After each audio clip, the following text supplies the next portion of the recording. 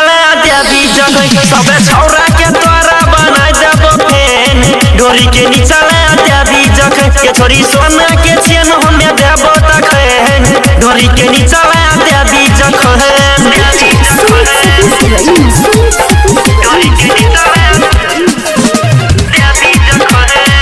Singing by Lalit Premi recording by Bhojpuri music Madhepura.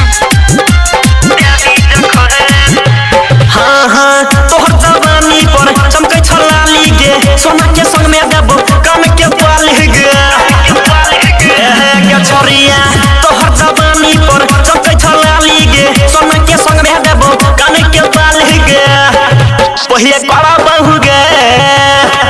पहिले करा बहु तोरा से बतले न देन घोड़ी के निचला देवी जगह सबे छौरा के तोरा बनाई देबो फेन डोरी के निचला देवी जगह सबे छौरा के तोरा बनाई देबो फेन डोरी के निचला देवी जगह singing by Lalit Premi recording by Bhojpuri music Madhepura. हाँ हाँ कपड़ा पहिन के छोरी अइहे दुबारी में सब कुछ वतै देबो मुखिया के झाड़ी में के छोरिया कपड़ा पहिन के छोरी अइहे दुबारी में सब कुछ वतै देबो मुखिया के झाड़ी में तब दहबोगे तब दहबो मोबाइल हम तोरा जेन डोरी के निचला देवी जखन सबे छौरा के तोहर बनाई देबो फेन डोरी के निचला देवी जखन के छोरी सोना के चेन हम देबो तखन डोरी के निचला देवी जखन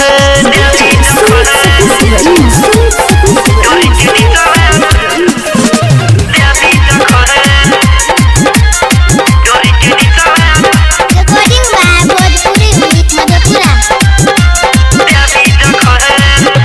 हाँ हाँ राइटर रंगीला राहुल पीछा से झूठे में ललित प्रेमी तोरा दफ्तर तो होठे में के छोरिया राइटर रंगीला राहुल पीछा से झूठे में ललित प्रेमी तोरा दफ्तर तो होठे में बरदेश यादव गे